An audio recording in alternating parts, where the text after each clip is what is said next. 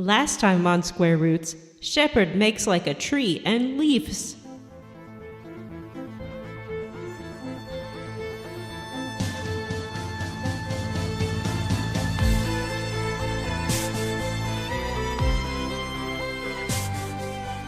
Hey everyone, and welcome to Square Roots, the classic RPG podcast. My name is Jim Banks. I am joined by Matthew Van Zant. Why, hello. John Rachni Queen Brandon. Last time on Square Roots, Shepherd met a real fun guy. Oh, God. And also Vanessa. I'm Vanessa. Hi, I'm sober. Oh, congratulations. Yeah. Thank you. 1 week. I want to just apologize right off the bat for last week. Don't apologize. I haven't even listened to it, so we'll see. We'll see tomorrow just how bad it really was. I left confused Vanessa in.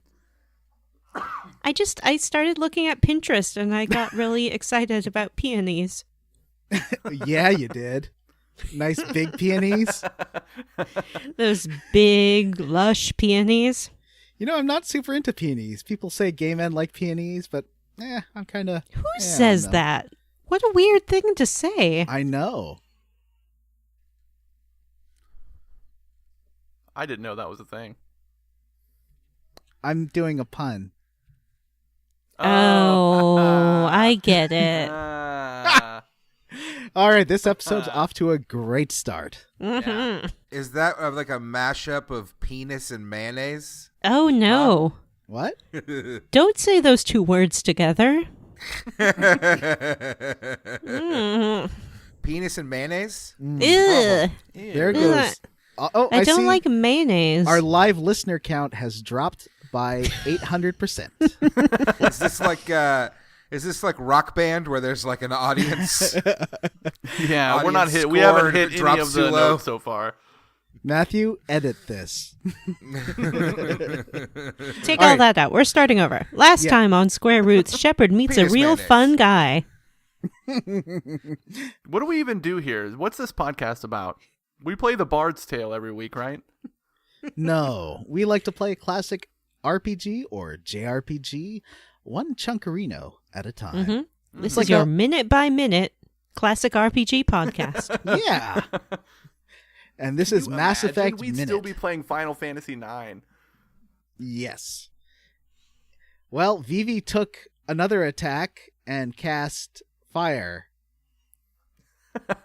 Well, that's it for this episode. But no, we're playing Mass Effect. Yay, I love that game. Yeah, the third the third episode in our Mass Effect series. Today we're playing through Noveria, and we're going to talk about some side missions. It's a very wintry level. I felt very chilled going through this. Mm-hmm. I felt chilled by the corporate climate. Ooh. Yeah.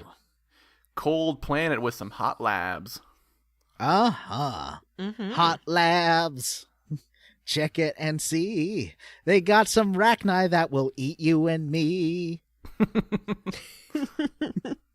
Where were we? Leveling up? Yeah, we were just about to talk about how we leveled up. Oh, yeah, level up. Level up. That's that little segment where we talk about what skills and knowledge we've gained in the previous week. That's right. John, why don't you kick us off this week, buddy? Oh, I have a whole bunch of PlayStation 1 JRPGs that I don't play anymore because they're on PSN, and it's way easier to play digital games than going and digging through discs. So, Yes, it is. I took them to a video game store called Mostly Games in Port Coquitlam, BC, and traded them in. And I traded in enough. I also traded in my Sega Nomad, and What's now that? it's the portable Genesis they made in the 90s. Weird. It's like I thought that was the Game Gear. the Game Gear was basically a Master System. This is a Genesis. Oh. So it's more. It plays all your Genesis games. You can just plug them in. So I traded that in and got a Switch. By A Nintendo Switch. So I also got Breath of the Wild, and I didn't have to pay any monies because I just gave them my games. So I've played a whole half hour of Breath of the Wild so far. It looks pretty cool. I like the art style a lot. They take that Killer 7 flat shaded polys dealie that looks super cool. That Gravity Rush 2 also uses. So I'm excited. I am now a Switch owner. Vanessa, how did you? No. Oh, I want to ask questions. Okay, question time. When are you going to play more Zelda? Why did you buy a Zelda game when you know that you don't like Zelda games? Does the combat in this Zelda feel different to you at all in that you think you'll stick with it? Or does it kind of have that same... The combat feels... Zelda. The last one I played was Skyward S-Word, and the combat feels much better. Okay, but that game doesn't count. That's the one... That's the... It also feels better than Ocarina of Time and the other one, Wind Waker, that I've played. I think it feels more like Dark Souls. Like there's a physics to the way you use your weapons and the way that they hit the enemy that I think is really cool. Yes, that's a good point. I do think that the Zelda games have all kind of had, since Ocarina, have had a very similar combat style. Okay. It's always kind of worked the same. So, and that's something that I've always kind of wondered if, you don't like Zelda games. Yeah. So I've always kind of thought maybe that's one of those things. It's an arcadey style. This one feels much more like Dark Souls to me, but I haven't played a ton of Zelda, so I don't know. Well, that's cool. Yeah, I think that you'll like it. I hope you stick with it. So anyway, what else are you playing on the Switch? How are you liking the Switch life? Now let's just talk about Switch tonight. I got Stardew Valley, but I haven't really started that yet. Oh, it's so good. I made a farmer, and I called my farm Grumbler Farms. And I said my favorite thing was Chipotle. So do you grow Chipotles in your farm now? That does not seem to be an option. You could grow a pepper. It's true. You could make a tortilla. Can I pass it off to Vanessa now? Yeah. John, what is your go-to Chipotle meal? Or wait. A burrito, sometimes with chips. Usually, What else would it be? A double steak, double wrapped burrito with mild and hot salsa, cheese, lettuce, and sour cream.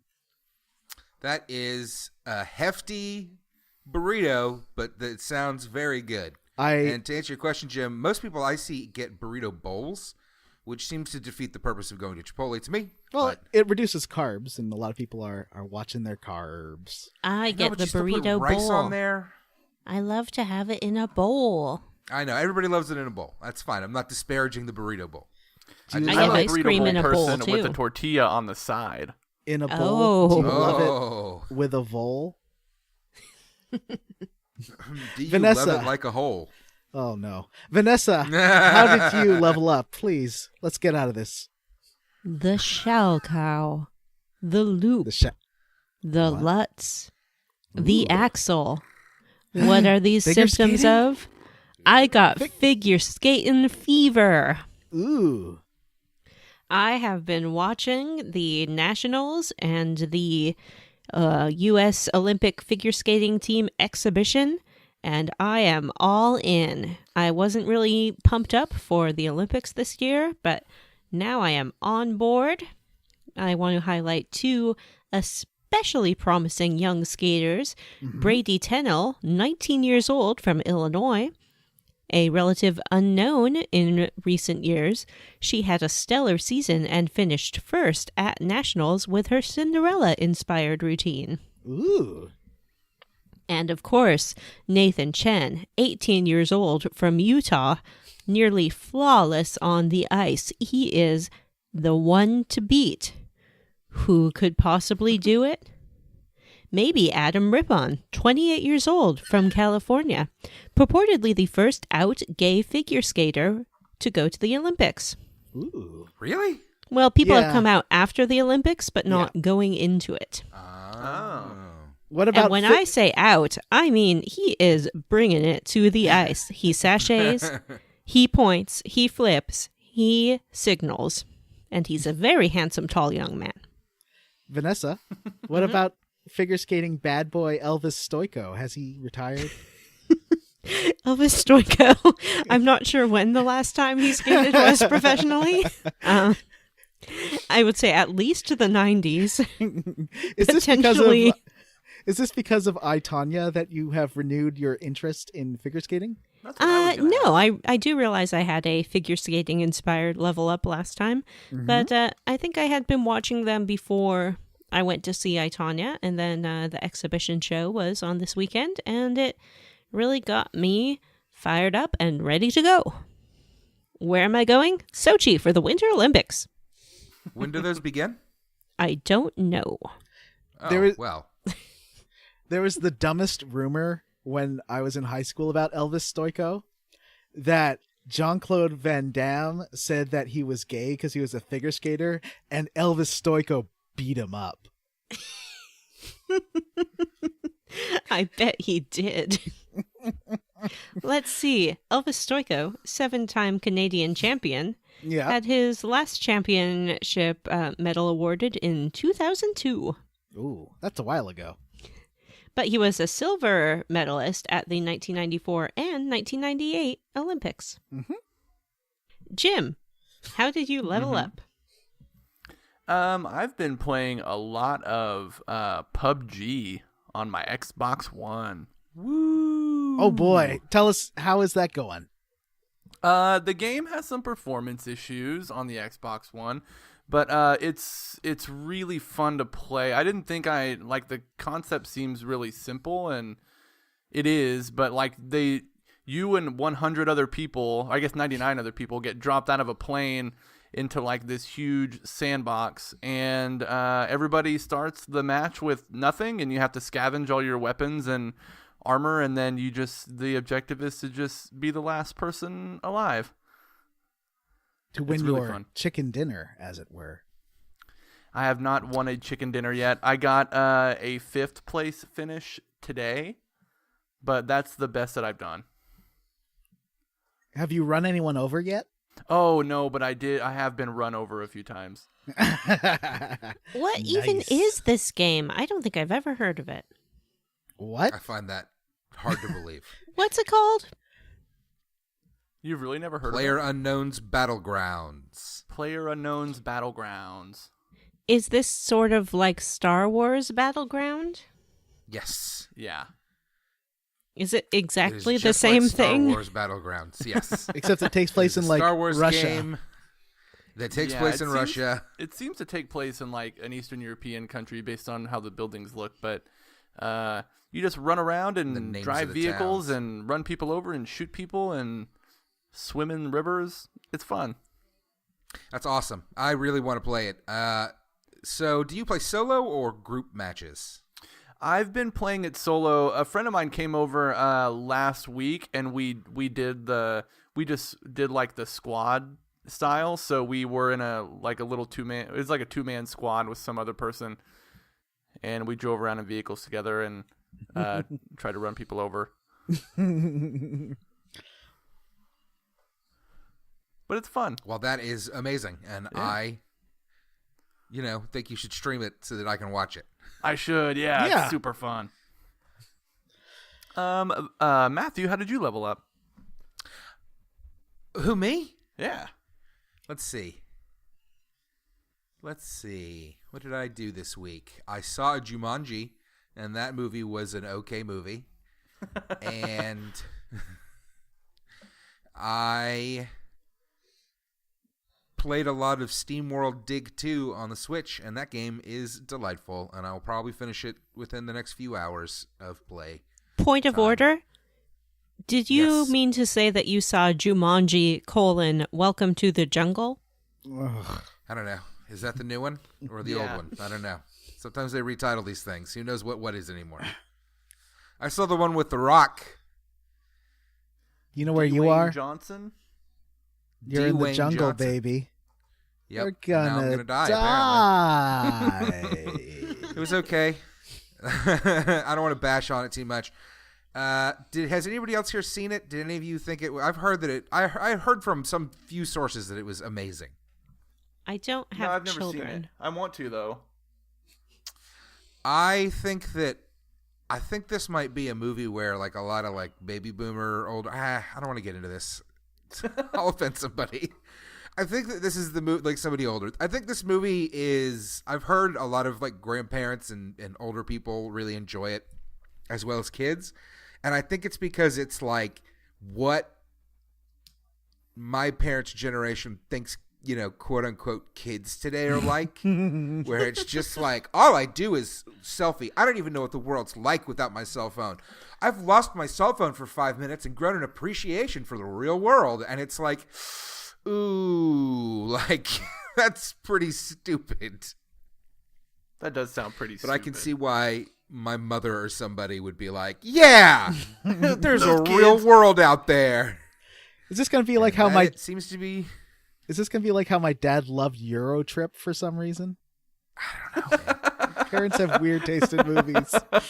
Your dad really liked Eurotrip? And that's it. So I leveled up. Can we talk about Mass Effect now? Please, yes. Oh! Shit, this is Let's a talk podcast about about Mass Mass Effect. Effect.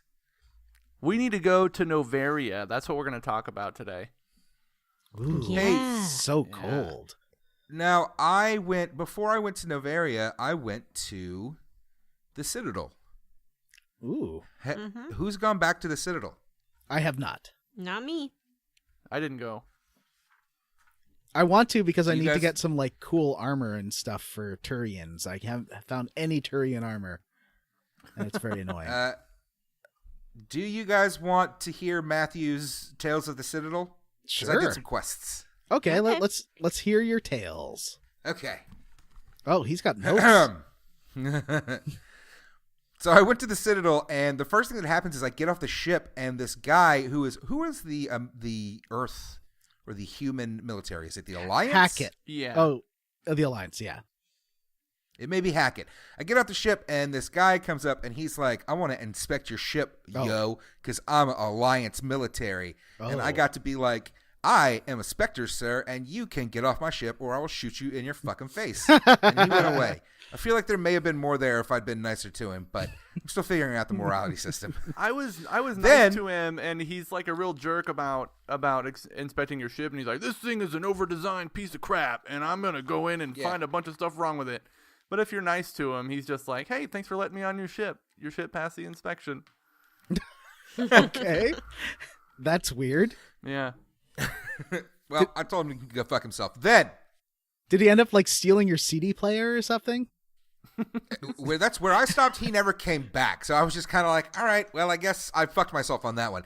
You know, this game's morality system ain't great. It somehow is worse than Star Wars, but I don't want to. That's a whole thing. We don't need to talk about it right now. I think we should later, because especially when we get to the Rachni, talk about the crappiness of the Renegade choices. Mm-hmm.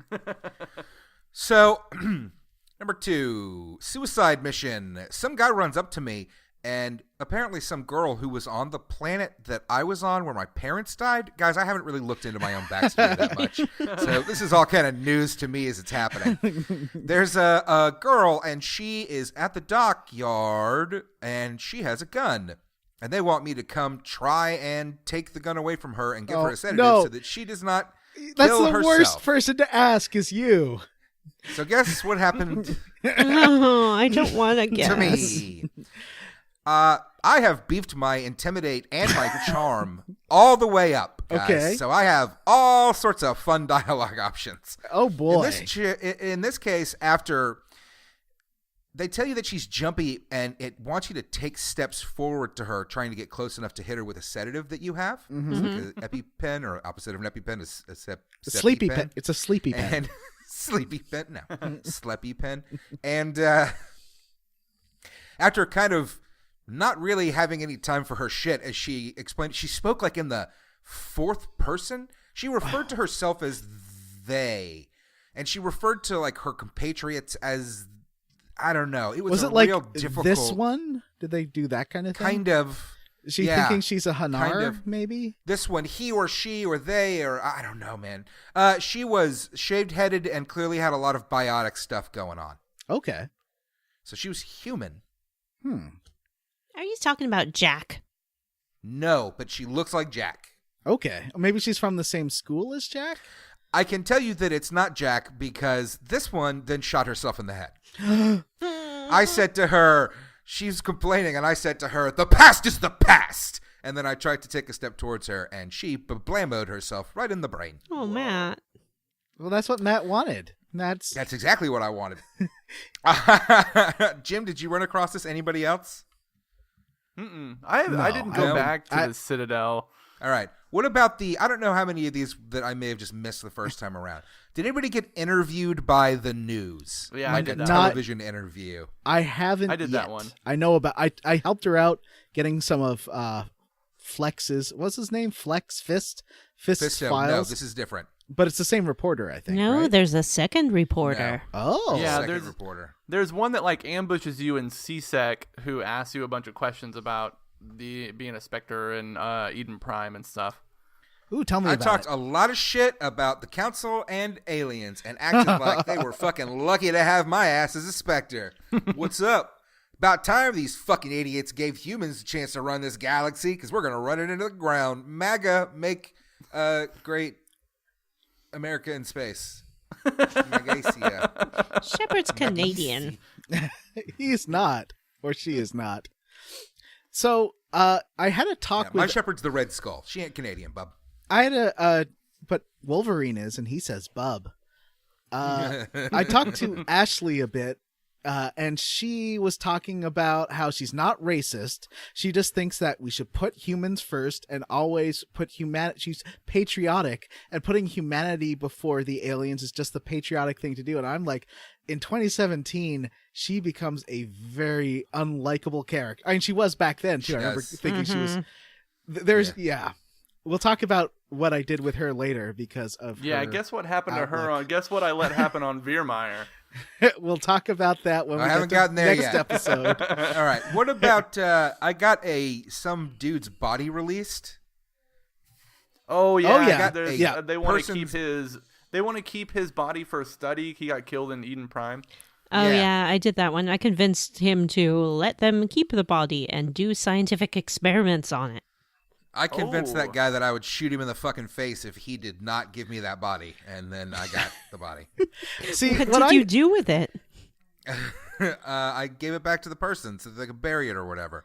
Trust me, if I could, I think I got money out of that person for it too. Like, I'm a real dickhead in this game. That quest in particular sort of shows the shortcomings of the morality system, because when you talk to the guy asking for his wife's body and you choose the renegade options, you're just an asshole to him. You're like, no, why would I do this? Why would I waste time? Yeah. And then you talk to the guy who has the body and you're like, give me the body or else I put 2 bullets into your head. Wait, why do you suddenly care? Like, it's the renegade options are incoherent. They don't make there's no through line. You're just being a jerk to somebody. But you don't seem to get renegade points every time you choose the renegade speech option. So I tend to just hang in the middle, in the neutral, until it's clear where this conversation is going. Is this just, if it's just a conversation where I'm gathering intel from an NPC, I can be a dick to him and still do that. Right. But if it's clearly like going to be a character thing that is going to be something later, then I play the middle to see how many side quests I can tease out before I inevitably act like an asshole. All right, so let's see. Got the corpse released. I killed some assassin somewhere out in space. I don't remember where, but she was an Asari assassin, and her sister works at the Citadel as a diplomat. So I went. The assassin sister was blackmailing the diplomat sister by threatening to expose the fact that her sister was a assassin, and I killed the sister, and then I met the diplomat sister and basically threatened the shit out of her and threatened to rat her out and threatened to basically blackmail her again. And I got a bunch of money, though a bunch of money in this game is real weird because they're like 500 credits, and I'm like, I got 200,000 credits on me right now. Yeah, it makes no sense. Like the one on Noveria, the lady who's asking you to tap into this guy's systems while you talk to him. If you do that, you get 500 credits that you can talk up to 750. But every time I kill a Geth on the mission, I get 2,000 credits. So what's the point? The game needs to show you that being bad will get you super rich, because that makes sense. I think that's something Fable does way better in terms of using its morality system when we get to Fable, because in this game it's like you're just being bad to be a jerk. There's no benefit to it, and in fact it makes the game harder and less fun. Yeah, I'm a good guy and I have over 1 million credits. That shouldn't happen. You're supposed to be a bad guy. So what happened there? I've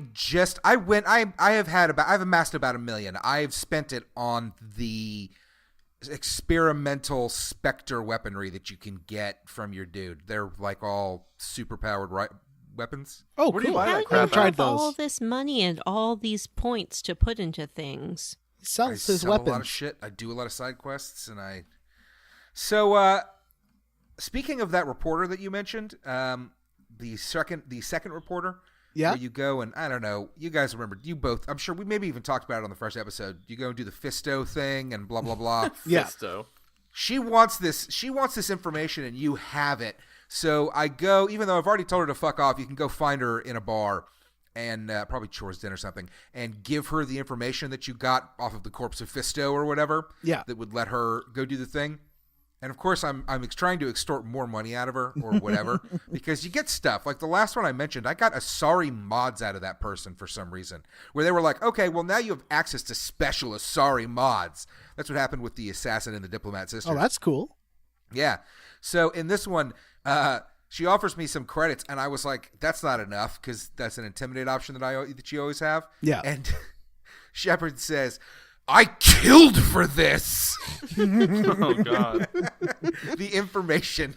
I killed for this. Oh. And the woman offers you like an extra 200 credits and something, but I don't remember what it was. You're playing as a female Shepard, right? Yes. Okay. Yeah. And that brings me to my last one, guys. I met a prostitute. She was an Asari, and I had done this. All right, first of all, and I'm sure that this will get brought up later on, so I won't dive into it, but I have expressed my interest towards Liara as a sexual partner, and she has expressed an interest back. Ooh. She also is always in my party. So I went and did a whole little run around I didn't think the actual quests that you had to do for this consort side quest were great.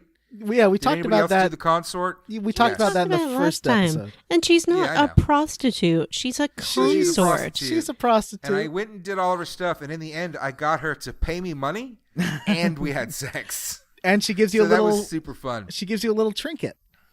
Yeah, and she gives you a little trinket. The term is sex worker for one thing. Because this was very shortly after Liara and I had a conversation. We were like, "What's up? I like you." And then I went and had sex with a prostitute, literally in front of her. Because when the scene ends, it cuts back, and it's the three of you standing there. And I was like, "Oh boy!" So Tali and Liara just watched all that. Well, maybe Liara's totally cool with a polyamorous sort of open relationship. She's probably fine with it. She better be, because that's how it's going to be. And finally, I went to Luna and over by Earth, and there wasn't much there. It was a little side quest. It didn't do much, but I got to drive around on the moon. I got to drive on the moon. That's a good side. That's actually a super important side quest, Matt. That's one of the best. Yeah, that's one of the best ones in the game, I think. Yeah, let's talk about that. Luna? Yeah, the VI. Go into like 3 things and shoot. You just shoot. That's every side quest. Talk about it. That's true. That's every space side quest. And you got to go in this building and shoot people. Specialization option, which I chose, and I wasn't sure if I had just leveled. I don't really know what that is. It gives you like extra skills. Mm-hmm. You get it after Moonbase all the time after Moonbase. Ooh. I had no idea. So I'm a command. No, I'm not a commando. What was the other one? I don't know. There's 2 of them. One of them was like, you get more health and better buffs. And one of them was like, you get to do more damage. So you probably can guess. You can guess what I chose. Yeah. Which one did I choose, guys? Damage. We'll kill everything. There's a bodies hit the floor. So, Matthew, the VI that you're pursuing in that has gone rogue, basically. And it doesn't it turn out that it's not a VI, which is a virtual intelligence, but an AI, which is an artificial intelligence? Mm-hmm. Mm-hmm. And those are I just played this earlier, and I was taking notes at the time, and I do not know what Wait, are you talking about the moon or the Citadel? That's a moon mission. Moon, I don't think, is the AI, but there is an AI on the Citadel. And since we're talking about it, let's talk about that. Sure. So, your AI pal. You go to the club, Flux, and find a slot machine. And you realize that someone is siphoning data from this particular slot machine. So you have to find the source of the signal, which is just like going around the station from point to point to point. And one of them is really hard to find. It's in the ward access tunnel. But if you fast travel to ward access, you actually have to go down in an elevator to find where the signal's coming from, which doesn't seem intuitive. Because if you go down in the elevator to the wards, then you're in the wards. You're not in the ward access, right? Right? Okay. Am I right? Sure. Right. Okay. Yeah.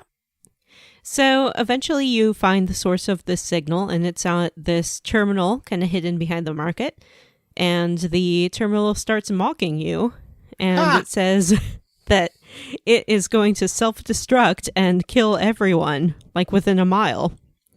And you're like, why would you do that? And it says, well, I'm an AI, and I want to siphon some money to buy myself a spaceship so I could upload myself to that and then go live with the Geth. But if you're going to kill me, I'm not going to let you do it quietly, and I'm going to take you all out with me. Ooh. And you really can't reason with it or talk it out of its plan. It seems pretty convinced that organic life will just kill artificial intelligence indiscriminately, which kind of seems to be the case based on what we know of this world. So then it basically says, all right, I'm self-destructing now. And Shepard says, yeah, but I bet you have to like power up to do it, right? And it's like, yeah, but you won't be able to stop me. So I think you have two options once it starts. You can try to guess the shutdown code, which is similar to what we did with the drill when we found Liara. You just kind of have to get the combination right in a certain amount of time, but it's quite long. Or you can just shoot the power generator next to it and blow all of that up. So that was kind of a fun little side quest. Which one did you do? Oh, I did the puzzle, but I almost couldn't do it in time. And I was worried I'd have to shoot that power generator. And I don't know why I didn't want to. I think there's a keeper next to it or something. Right. But I felt very clever for memorizing a sequence of buttons. Good job. Speaking of VIs, I learned to hate them and the puzzles that constitute their functions, I guess, on Noveria. Well, before we go to Noveria, I just want to talk about the monkey planet. Oh my gosh, the monkey planet. Now, Jim, I know, went to the monkey planet, right? I did, yes. I think you're sent there. I think the side quest kind of opens because some like satellite or something crashed that had some data related to Eden Prime or something on it. Yeah, these satellites that the Alliance needs. Yeah. And these monkeys have, for some reason, opened up the satellite and ripped the memory chip out of it. Unfortunately, you can tell it is these monkeys because there's some dead monkeys around the satellite. Yeah. I guess they really threw themselves against the side of that satellite to get the chip. Or maybe they were electrocuted? I assume they were electrocuted. Or there's some kind of self-defense function.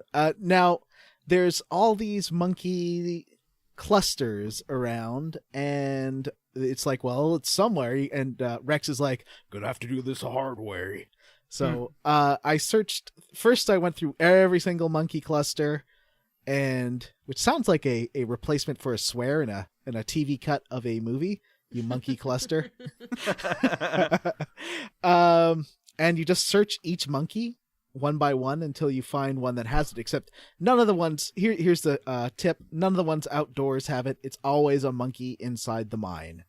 That was so frustrating, having like going and patting down every monkey on the planet just to find that it's the one inside the mine. And I like the window that pops up because it says like discovery. This monkey does not have the chip. Yeah. So what I did was I did the whole thing and found the correct monkey, but then you get attacked by Geth. So I did it again. I knew that the correct monkey was inside the mine, so I just blew up a lot of monkeys. And Garrus is like, well, I guess it had it coming. after you've killed the first monkey. And it was fun watching them fly after I hit them with a tank mortar shell. I didn't know you could do that. You totally can kill the monkeys. So I went inside the mine where you find the final monkey. And yeah, you get attacked by Geth. And it's a really hard... It's one of the harder fights in the game. Basically, this episode, I think, has two of the hardest fights in the game. One is the Brazzeria fight, and one is the Geths jumping you in the mine. Because there's tons of rocket Geths that shoot you with rockets. Oh, yeah. All right, I have a side quest I want to talk about. Wait. Sorry. Hold on. Let me just finish. Yeah. Also on this planet is a very special Prothean artifact. If you go to... There's a question mark on the map. If you drive out to the question mark, which requires navigating through all the mountains, which is always fun because your thing flips over and you get stuck and everything, there's this glowing metallic sphere. And if you click on it, it says the little piece, the gadget that you got from the consort fits into the Prothean sphere. Your trinket? Yeah, your trinket fits into the sphere. And it unlocks, basically, if you've ever seen that Star Trek episode Tapestry, where Picard goes to the guy who plays a flute and lives his whole life, you live your whole life of this hunter, this Cro-Magnon hunter from Earth, who keeps being modified, and like he gets a tracking device implanted in his skull, and it talks about how he sees these aliens coming and getting him, and he's trying to hunt, but he keeps feeling like the aliens are kind of controlling him or monitoring him. Mm-hmm. And it's all told via text boxes. They didn't actually make any FMVs for this. Yeah, but it's basically, a long text box. Yeah, it's like 5 pages. And Shepard goes through this whole life experience of the Cro-Magnon man, and then comes out of it and is like, well, that was weird. I'm not going to tell anyone about it because it's too complicated to explain. But Shepard basically lived an entire lifetime on this weird Prothean artifact. That's weird. Yeah, it's a super weird one, but I love it. It was a real Picard flute scenario. Exactly. Hey guys, did he just learn how to play that and made them write something in where he could play the flute? I guess so. But it has to be like that tiny little flute. It's like this teeniest little flute. It's a piccolo pan flute. Wait, it's not a piccolo, is it? Smaller than a piccolo. So, Jim, what were you wanting to talk about? Oh yeah, I was going to talk about the nuclear disarming side quest. Did anybody do this? The what? Did you guys do this one? I did. I think you Which only one? get it if you have the war hero background. Oh, okay.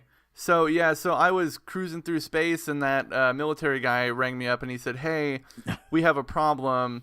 During the war that we did a long time ago, I think they call it the First Contact Wars. Mm-hmm. They said we sent a satellite into Turian space, but it actually wasn't a satellite. It was a nuclear bomb that we were going to detonate if things got really bad. And they said, well, we lost it. But now we're getting a signal from it, and we think it's about to explode. Can you go find it?"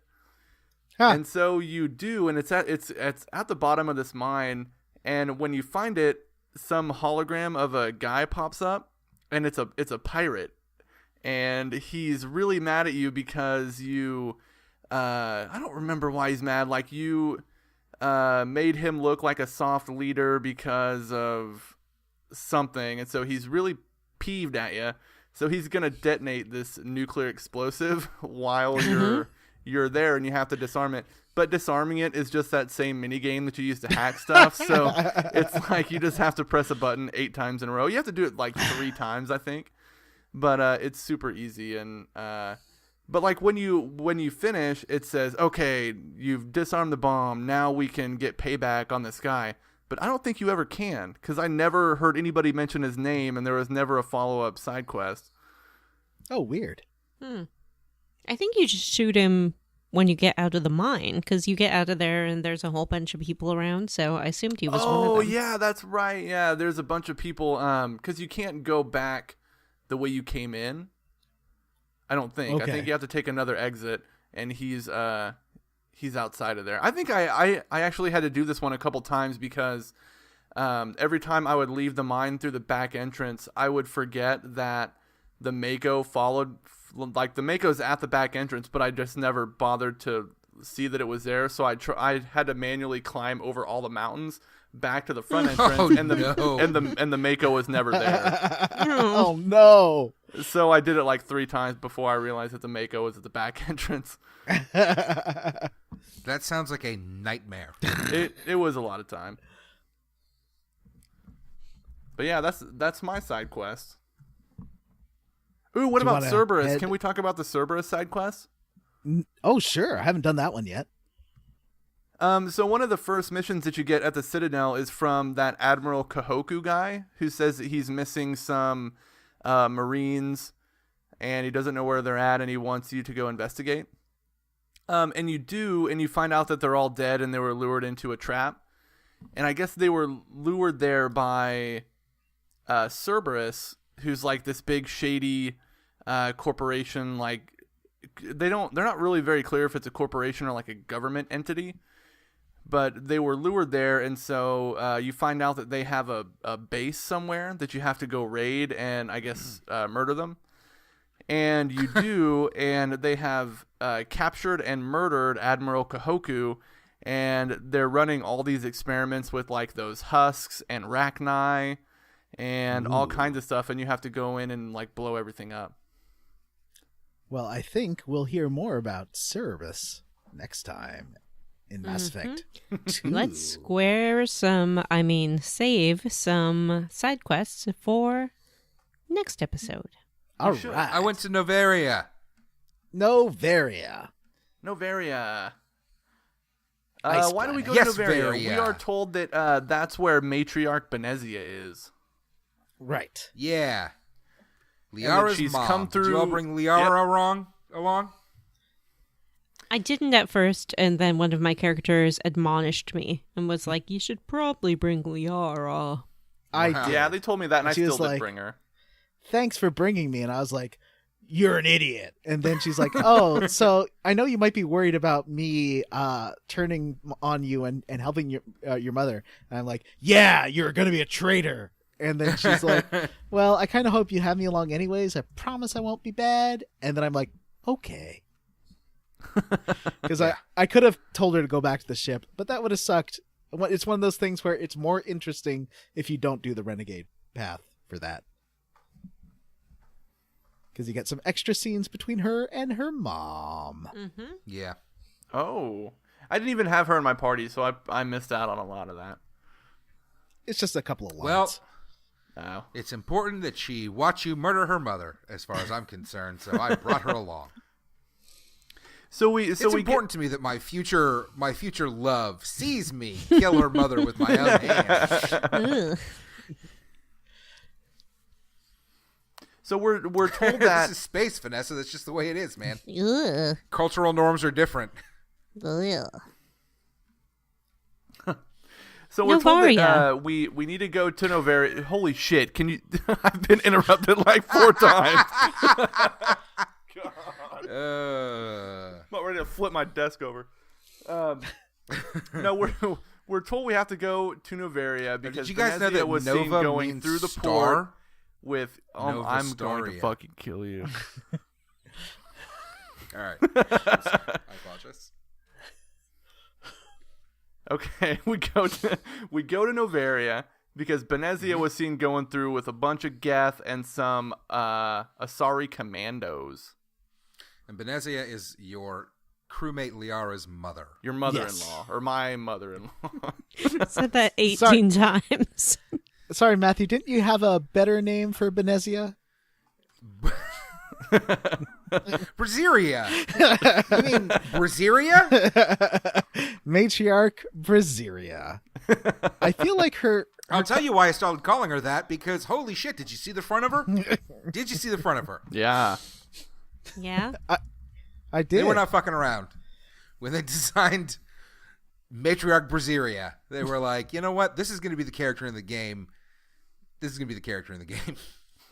Guys, I'm weirdly attracted to all the Asari. I don't know what's going on. I don't think it's weird. They specifically state that they are meant to be attractive to heterosexual Earthmen. Mm-hmm. Okay, but they definitely have tentacle heads, Vanessa. This is a weird new thing for me. Let me go on my journey, Vanessa. Oh, okay. This is a journey that ends with Rose the Hedgehog. Venezia is Liara's mother. Yes, she is Liara's mother. Mm-hmm. Welcome to Noveria. God.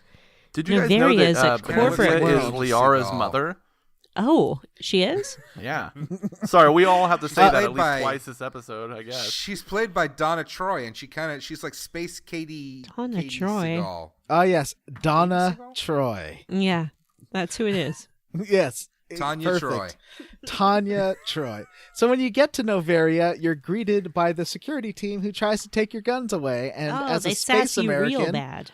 I am like, I'm a space American. Space Obama is not going to take my space guns. By the way, this security lady has a great name, and I think it's like Meiko Matsuo, Mm-hmm. which is a cool name. I think that's. Yeah, because she's gonna make some Matsuo. You can tell that someone in Edmonton at BioWare is like, ooh, what's the most Japanese-sounding name I can get? And then she calls her boss whatever San. Oh, that's not cool.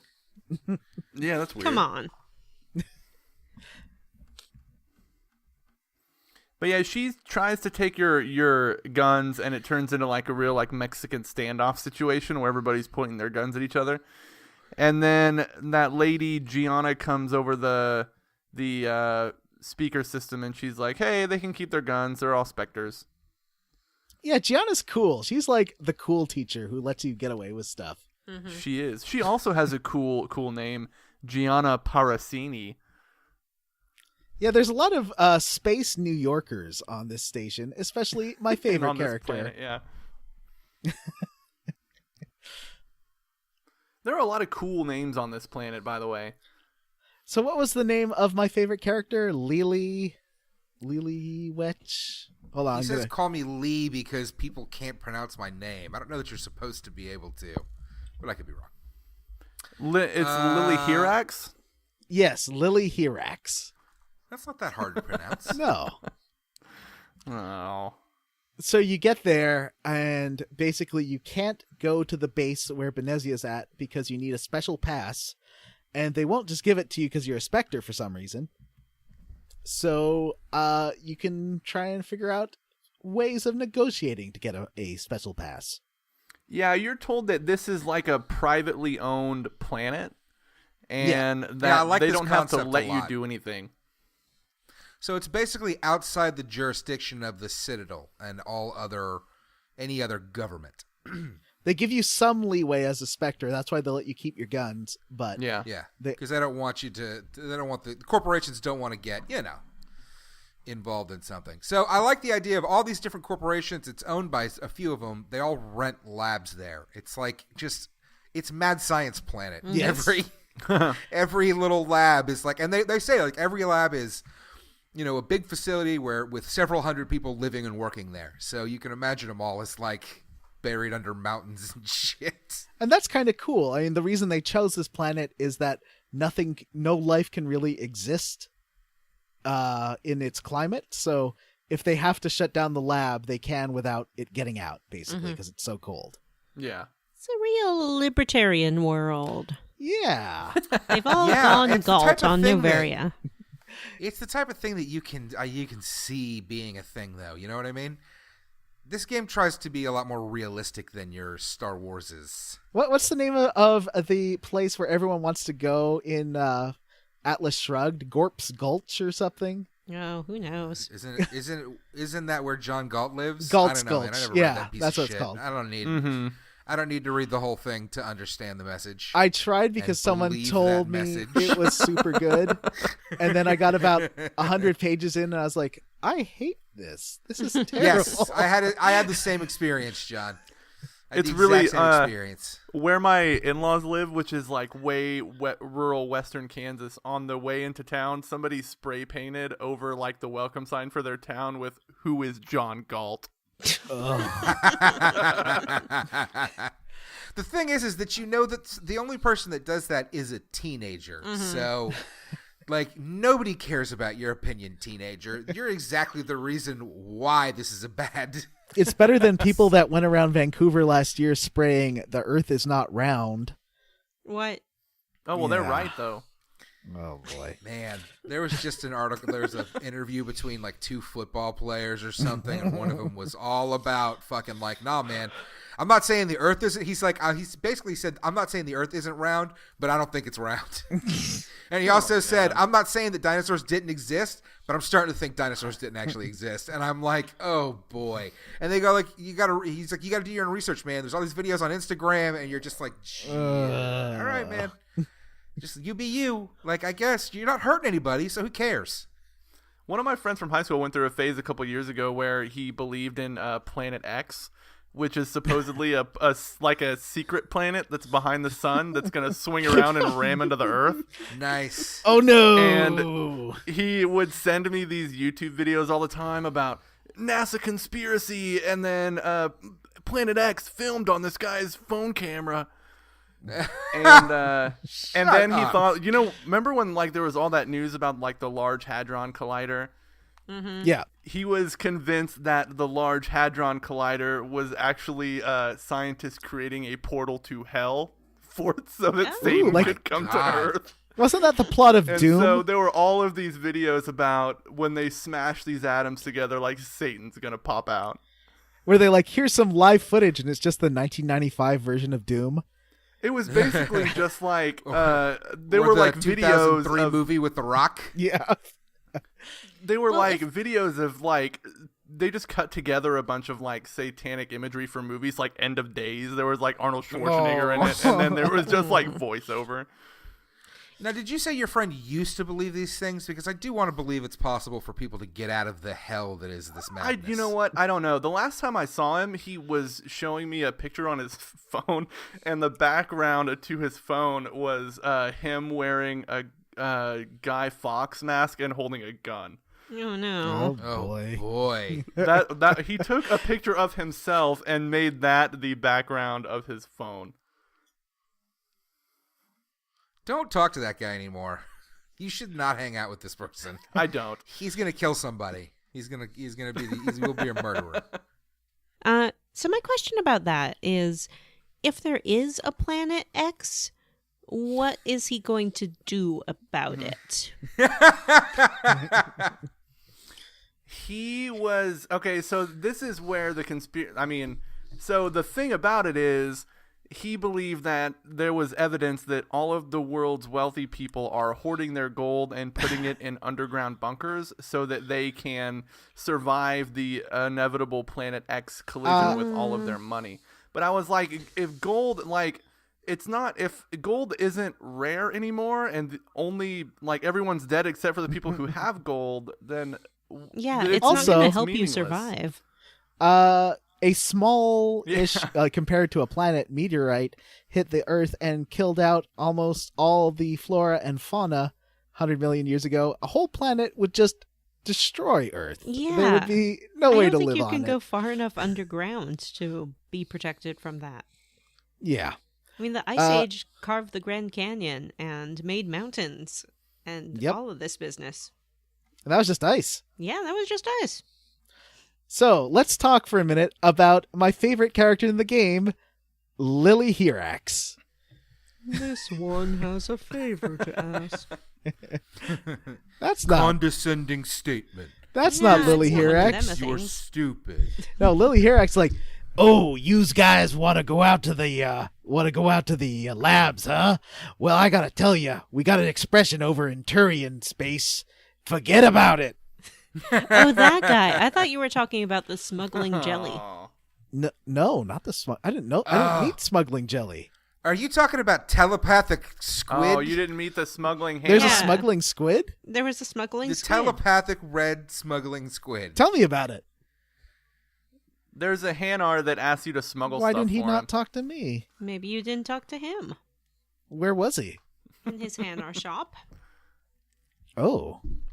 He was in that like big room on Noveria where you have to run across it 50 times to get from He office has to some office. good armor to sell, too. The weirdly 3-tiered office. Do you guys buy armor? I never buy weapons or armor. I do. I don't buy anything. I just sell all of my weapon upgrades because I have like because it's 3,000. really hard to Or I find. convert them to. It's really hard. Go ahead, John. It's really hard to find Turian and Quarian armor. So basically any armor sets I'm missing for people where they're behind and they're really vulnerable, I will buy that. I think this guy sold like good Turian armor. And I also like basically every store has like a special thing that gives you another medi pack or another grenade. So I always buy those. Yeah, you always gotta buy those. Hey Vanessa, so did you smuggle for the red alien squid? Well, what I did is Squid was like, please smuggle in this cool illegal stuff I have to smuggle.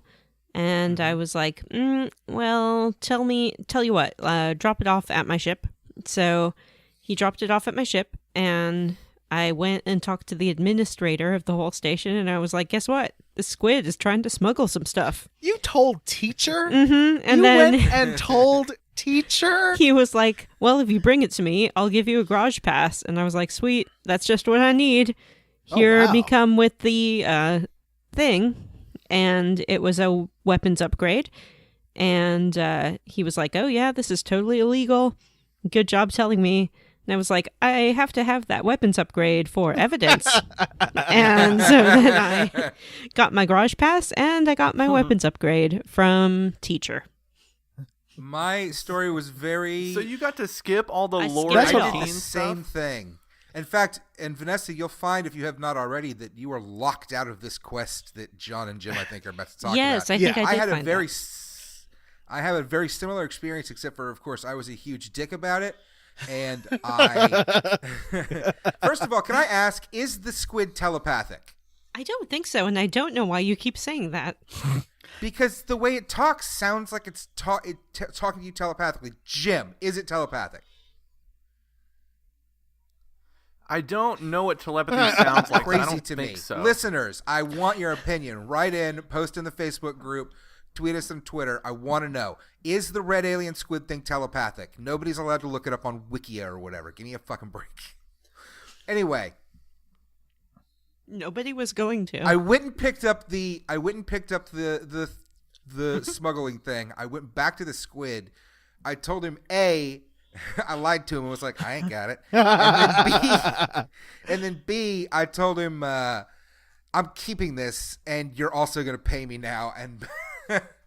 And he freaks out. He goes, oh, whoever this was for is gonna kill you and me. And I was just like, whatever, bro, I don't give a shit. And then I went and told teacher about the whole situation.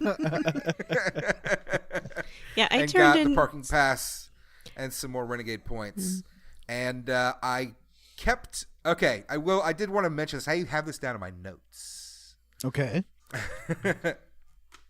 I decided to keep the package before I even went and talked to the ambassador, whatever they were called, the director of the station. I looked at my inventory and had a new thing. It was an incendiary 4 ammo upgrade or weapon upgrade. Ooh, that's good. And so I already had one of those, and I didn't want to give it to the other girls. So after I went through this whole rigmarole with the telepathic alien squid thing, I then, while he's all terrified for his life, sold it back to him for about 4,000 credits. But it didn't change anything. Like, he didn't even seem to know that he had it. So I kind of was hoping maybe he'd get killed over it or something. You never know. Now, the way you said it just makes me think of, you know, that terrible comic of Me versus the Other Girls, and it's like Me likes books, is smart, other girls fake boobs, spray tan. It's like, oh yeah, I've never seen a serious one of this. Me, cryo ammo and incendiary ammo, other girls only using radioactive ammo. Radioactive is so good, though. I like to mix it up. The incendiary is better than the radioactive, though. You get more damage, I think, and it's quicker. You get 10 damage a second for 5 seconds instead of 5 or 6 for like 10. Anyway, John and Jim, you clearly had a different experience with this one, so whichever one of you wants to tell Vanessa and I, because we don't know. I think I'll let Jim do the talking. Who? Oh shit, Jim's Are here we today. talking about like like getting the garage pass? It's pretty fun. Okay. Yeah, so I mean, I did the Hanar quest too, but I just got him as smuggling stuff, and then he paid me a little bit, and it was pretty boring. But so you need to go speak to the like the guy who's running this station, and his name is Analeus. He's like a very dickhead Solarian. And so you go talk to him, and he doesn't do anything for you. He's kind of a jerk. He basically says he's only talking to you as kind of a formality. But when you leave, Gianna Parasini says, hey, I think I can help you out. You need to go talk to a guy named Lorik. I'm going to pronounce his last name as Keen, who's in the hotel bar. So you go talk to this guy. Basically, he's been locked out of his offices because the security guards are corrupt and working for Analeus, and Analeus is trying to shut him down. So he needs you to break into his office to collect evidence. And so he says he can get you a garage pass if you go into his office and get the evidence of Analeus' Jim, corruption. I skipped all that, and I didn't go to the head office and talk to teacher. I went and just talked to this Turian because he looked like a cool dude, and so he's like, hey, can you do me a favor? I just did it on my own without being told to go talk to him. I did talk to this Turian, and he said, you can go in here and like get my stuff for me, but there's going to be a bunch of cops. And I was like, I'm not going to kill any cops. But then actually after, I think because I had talked to him before I did the whole smuggling thing, I could still go and do it. And so when I came back, I did go and kill those cops anyway. Just for funsies. You're a monster. Wow. Sometimes she's goody. Right now she's naughty. Cops, so it's okay. Yeah, they're dirty But cops. you still got Paragon points. Yeah, I got Paragon points because I did the right thing with the data that I gathered. How far along are your Paragon bars, by the way, would you say? Are they a quarter, half? I haven't looked. I'll have to check it out. I think at this point it was Me like neither. a quarter bar or something like that. Yeah, that's where I'm at. Well, that's good. I'm about a quarter, and I'm kind of not sure. I feel like I don't collect as many Renegade points as I think I would. You know, and when you do, it's like you got 2 Renegade points, and I'm like, I got 25 for doing this quest. Mm-hmm. Well, I don't always pay attention to the things that pop up on the side either. Okay. So I'm not always 100% sure what I'm looking at is the most recent information. So when you get into his lab or his whatever company, when you get into his company, you get these cops, the Noveria cops, coming to talk to you, and I was like, hey, I'm a Spectre, and I can easily kill you, and they don't believe me, and then I used my Intimidate option, and then Tali's like, there's about a 90% chance that he's bluffing, but are you willing to take a 10% chance that you'll end up with phaser holes in your head? And I was like, nice one, Tali, and gave her a little high five, and and yeah, so half of the guards ran away as soon as I started that mission. What about with you? Oh, see, I fought all of them. I have a thing, and I've done it a couple times where I'll read the dialogue before it finishes, so I'll go to hit the skip button, and it will automatically default me to like the neutral dialogue choice. That's how you end up in underwear. And I'll end up. Yeah, I know. But yeah, I ended up killing all of these people. And then when you get the evidence from the guy's computer, Mako Matsuo shows up, and she's like, "Whoa, like you killed all my cops." And you're like, "Yeah, but they're dirty." And she's like, "Well, now I'm gonna kill she's like, you." I'll show you what we do with cop killers here. Yeah, I felt bad. I was super bummed that I missed being able to do that. I had managed to persuade 2 of the cops to leave before the fighting started. Yeah, that's what I did too. With my Intimidate skills, so I got some sweet Renegade points. Oh, I charmed them. Nice. See, I was like, "Hi, I'm going to shoot everyone, so you should probably go. Okay, bye." I feel like that's more like what I want Renegade to be, is like you just being a badass and like intimidating people and kind of using my jerkiness to do the right thing. I think that's fun. But when you get Renegade points for just committing genocide, I don't like it so much. Mm-hmm. But when the cops came, I showed them what I do with police, and that is cast singularity on them and make them bounce around until they die. Because I also got a biotic amp upgrade that it reduces the damage a little bit, but basically my singularity recharges every 20 seconds. So everyone's just bouncing all the time. Like when you get those masses of aliens or arachni after you soon, all I did was just lift them up and drop them over and over. It's great. That's awesome. I don't have any powers, so I don't use anything like that. I don't do anything like I barely even I never access my powers at all. Even my like soldier powers, I never use them. You ever. should, for like if you have Liara, give her. There's a couple of Omni tool upgrades you can give her that reduce her cooldown rates, and then you can use singularity all the time. Because you can tell her what to do too. What? You can tell him what to do? Yeah, you just use your right button there, R1, and you can issue commands. Yeah, and you can tell them to use their powers, and so if you don't have biotics, you can tell Kaden and Liara to use theirs. Well, they already do that. Like, that's just the AI. Yeah, but they don't always use them at the right time, and so like if you see a bunch of enemies together, there's a bunch of multi-hit spells like singularity, so I would just use that. Oh, I just shoot at them with my assault rifle and they just kind of disintegrate. I'm playing on super hard, so I just die all the time if I'm not doing that. That's cool. It's interesting. It's a different way of playing the game that I just don't see or deal with. My powers don't mean anything to me because I just point my assault rifle things and they disintegrate in front of me. That's one of the reasons I like playing the BioWare games on more difficult settings is that you have to use your powers. Your strategy. Yeah, exactly. Like I will tell people where to go so that they don't die and things like that. I have Garrus in my party, and he has like this overload ability on his electronics skill, and he basically just blows up every guest before I even have a chance to shoot at them. He'll cast it. That's really can hack them. What is everybody's standard party? Vanessa, what is your standard party to your two best buds? Well, I like to take Kaden and Garrus because between the two of them, I have equal amounts in combat, tech, and biotic power, and I find that satisfying. But if I know I'm going after a Geth, I'll take Tali for sure because she is very good at dealing with them, and Garrus is as well. I like having Tali in my party because I've maxed out her electronics and decryption, and so she can open all the crates. And that's super useful for getting items. Can you make your party member open crates for you? Their skill will apply to so if you have someone with high electronics or high decryption, it'll apply to your... Yeah, exactly. Okay, gotcha.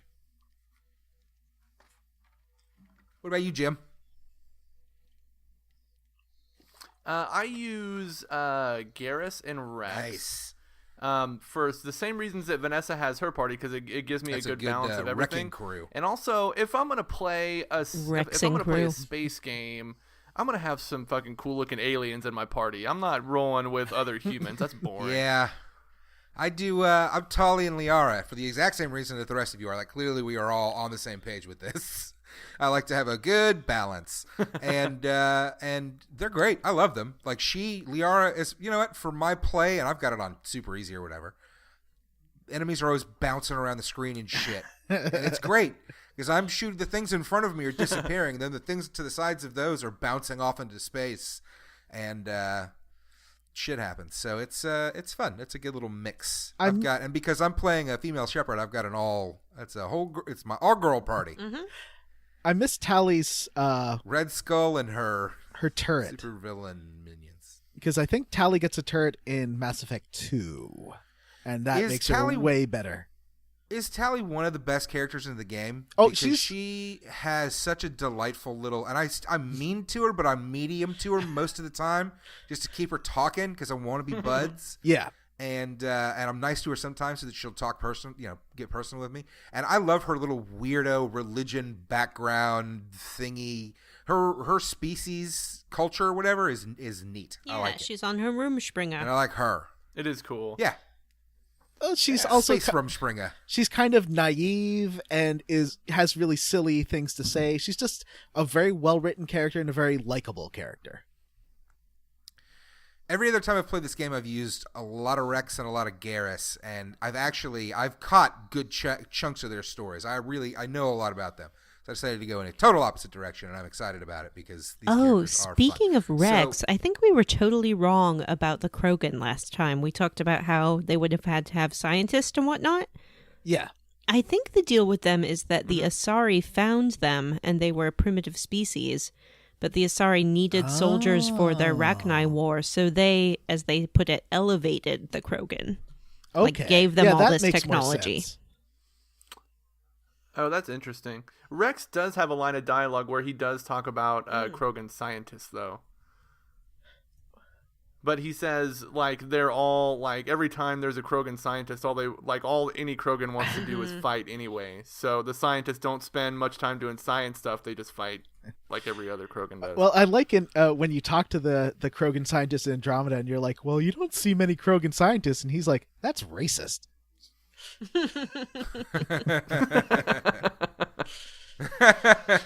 That's fun. I miss that.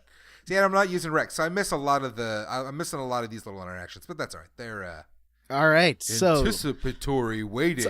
There's a couple of things that happen for me that maybe I assume happened to you at the end of this the Quinn side quest. So you get his stuff back, and then for me, Italian super secretary comes out to me. She's like, "Hey, actually, I'm a cop, and I want you to convince him to testify against his boss because his boss is a real jerk." And I was like, "Well, I don't want to do that. Why would I ever do that? Help you?" And she's like, "Well, just think about it, okay?" And so I went and talked to Turian, and then I was like threatening him and telling him that I could expose everything unless he becomes a witness in the trial. And he's like, "Ugh, all right." And I got super renegade points, but then the boss gets arrested by super secretary, and I got paragon points. I was like, "Ew, I don't want those."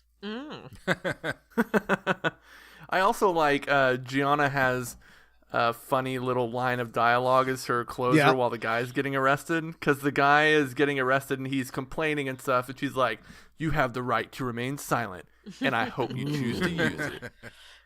And he called her a bitch to me. He's like, "Do something about this bitch." He did. He called her a bitch. Yeah. You're going to prison. Yeah. I think that there is a way to get the cop and the head of the place to shoot each other, but I don't know what it is. I think there is too, because I think I remember that from my first playthrough. This is the worst news ever. Oh, I want that to happen so bad. Because in his office, the administrator has that little gun turret that goes back and forth along the wall. Right. Mm-hmm. Maybe if you go tell him that she's going to come arrest him before you talk to her. Oh, okay. Yep. And then you just take the garage pass off their cold, dead corpses. Oh, I feel like I should go back and do that, except I don't want to because the rest of Noveria was really annoying. Mm-hmm. Oh, we haven't even gotten to the rest of Noveria yet. Y'all, we need to step up our game. That. Yeah. We do. We did some driving. It was fast. You just blow up some dudes and drive in there. Yep, lots of geth along the way. It takes a while, though. It's a long road to peak Definitely 15. Good 2007 graphics, as I said before. So we get to peak 15, and we find that the lab is totally shut down. And in order to get to where we need to go, we have to bring the VI back online and repair the landlines. So we have to make some repairs to this facility in order to get to where the main labs are. And where it is Venezia beeping is. at you and telling you that you have to do these two things over and over and over Yep. and over and over and over and over and over again. Beep. The first The thing landlines must be repaired. before you even can start repairing the fusion landlines reactor and the is not fusion working. reactor, you have to turn the VI on, which is a segment I'll talk about later because it's a bullshit minigame. I was so happy. I know. It's so nice to have one. We're all happy for you, John. So we go do those things, and with the exception of the minigame John's talking about, the other one is just both flipping of them a are switch. flipping switches. The rooftop is where you find the landline, and who still uses a landline, especially in the future? Oh, boy. But I got to good one, John. You get rushed by about 20 Rachni little buddies, and the Rachni are supposed to be dead. Although, see, it's a surprise that they're Rachni, except they're labeled as Rachni. So I think the game should have not labeled them as Rachni. Because I didn't know what Rachni was when I saw them. I wasn't like, oh, Rachni. I recognize that term. I was just like, yeah, okay, Spider-Man things. I don't know. Because the men? Krogan, I don't know what the fuck they are. Rex talks about it when you're near the Krogan monument and all that. They talk about how they killed off the last of the Rachni hundreds of years ago, and that was what those wars were. And so I was like, oh, it's the Rachni. So on the roof, I got to use my singularity once again because the Rachni are super weak to it, and the little baby ones are just flying around and dying. Like they can't take one hit of it. It's real fun.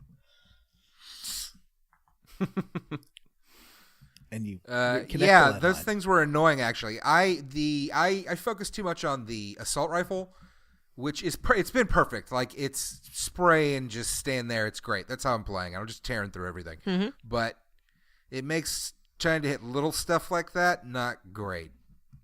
The spread on those things is way too much. I found biotics is really the easiest way to kill them because they will. On harder difficulties, if one of the little green guys explodes next to you, you die instantly. Oh boy, that's terrible. Yeah. Holy cow. Because they're full of poison. Uh-huh.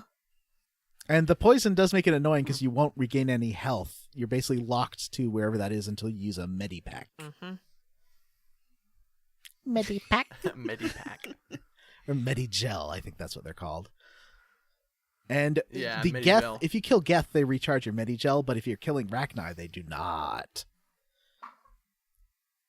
Oh. And the reactor is just full of Geth snipers, so it's a little tricky. There's some tough rocket men and such. I think it's going to be a long, long time to kill them.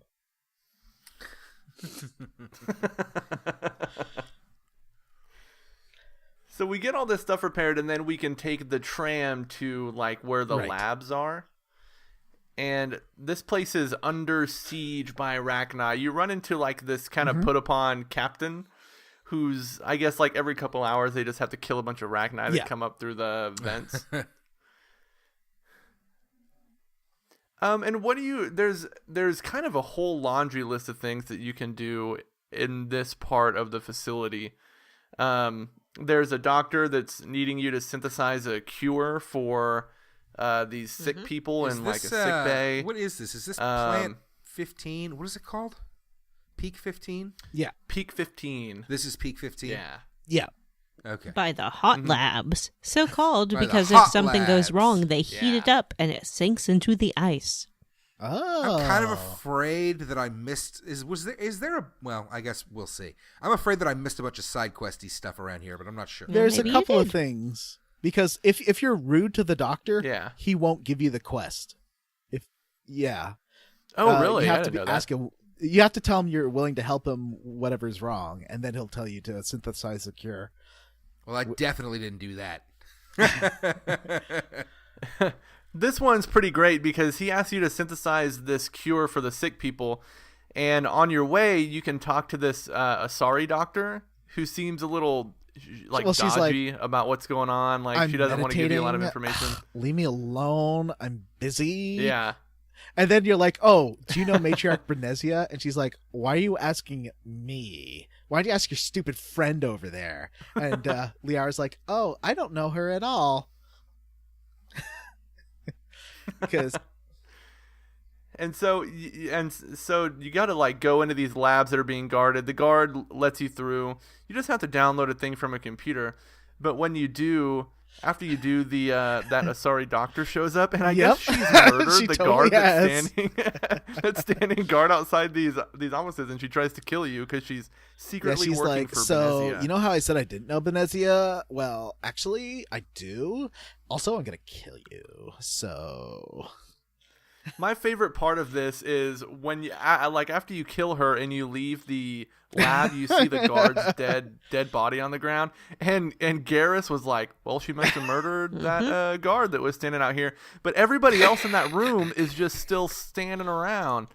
It's like they witnessed the murder of this guard, and that's libertarian life for you. What were the other side quests I here? talked to that. There's that Volus who's real. He's real shell shocked after seeing all his friends die. Oh, that's right. Well, yeah, he tells a story about he ran to the tram and somebody was right behind him, but he closed the doors as soon as he got in, and they got their heads sliced open. And he says he says the other person got their head sliced off like a melon, which was pretty funny. And I was like, "Do Volus There's eat also melon?" the only instance I remember of gore in this game happens in the hot lab. Yes, some hamburger comes out. Yeah, you got to go to the hot labs and I guess like kill all of these Rachni that are down there. And there's this Russian scientist guy just hanging out there, and he's really sad. And you find out that you need these codes to like initiate the neutron purge that's going to kill all of the Rachni, and you're told that this guy has the codes. So you go back and talk to him, and right as he's about to give you the codes, Arachni explodes his chest, and like all his chest meat flies It's just out. a big close up of the Arachni little pincer going through his chest, and it's a real like shot from Alien because his chest bursts open, and then he just like looks it's pretty down well at it. animated. And then it picks him up and throws him across the room. A lot of times in BioWare games, they don't animate extra stuff for special events unless it's like a cutscene. But this time they actually went and did like some extra animation, and I'm always happy when they go the extra mile. But this, I thought the hot labs would be a whole thing, like a whole level, but it's just that one room and the other room with a terminal. Yeah. So you go and put the code in the terminal to initiate the neutron purge, and this is when 10,000 Rachni come out of the floor. Your mini map, you don't actually. I think it's kind of a cheat because you don't see them all on screen, but your mini map just becomes flooded with Rachni, like hundreds of them. Yeah. Yeah, and I think maybe 10 or 12 come out of the floor. But like your mini map is nothing but red. I tried to find those I wanted to kill them. I didn't have time. I killed as many as I could, but then I just ran to the elevator because I was going to die if I did not. Because you only have a minute and a half to get out of there. I had 2.5 minutes. Oh, yeah. Well, I'm playing on hard. I think there's I think one of these side quests, maybe it's the doctor one. When you do it, he gives you a pass to get into the maintenance area, which I think is like a back route to where Venezia is. How do you get in otherwise? I don't know. I don't know that I've ever. I guess taken there's the the other area route. with. I think you have to go through some turrets and stuff if you go through the front door. There is, where that turret is. By the way, there was like a drone hanging out by that door, and it had a talk. Like it says, press A to talk to the drone. And I tried for 5 minutes to try to talk to this drone. It must just be a glitch in the game because I couldn't actually speak to the Matthew, drone. how did you get in to kill Venezia? I don't know. Guys, I don't remember the details of it that well. I was blowing through this part. Did you fight any turrets? That might be... You probably went through the turret room, I'm guessing. I don't know. Okay. I don't know. I shot at stuff and then I ran into her. I kind of was shocked when I ran into her, to be perfectly frank. We went through the turret room. I was like, sure. oh shit!